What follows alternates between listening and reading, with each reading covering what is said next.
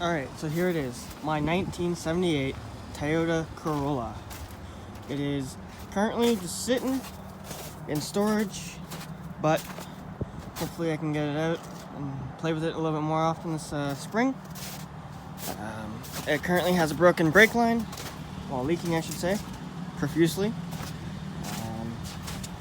It is very rusty, but, well, it's only surface rust, but it's actually otherwise in pretty good condition. No headlights.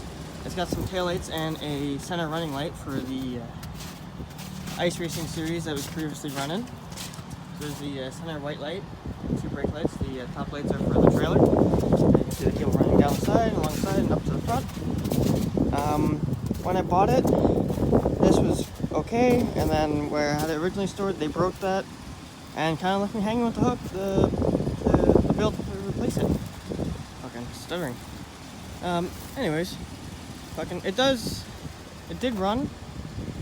Currently needs a battery and the brake line, and otherwise it should be good. I would like to eventually put some headlights in it, because I do want to drive around a little bit, not on the street or anything like that, but just have fun with lights in front.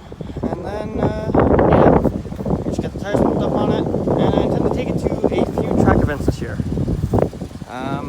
Nothing special underneath the hood, just the original motor from what I understand. And wait for it.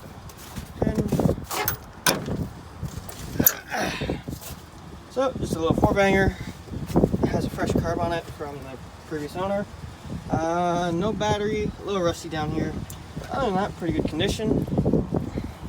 Oh, that was harsh. Has an old Sparko seat in it. Vintage steering wheel. The heat supposedly does work in this thing.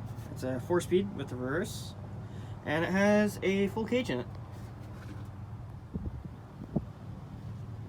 with anti-intrusion bars. Yeah. Gas tank, Volvo rear bumpers. Let's unhook it here, and yes, the thing still works.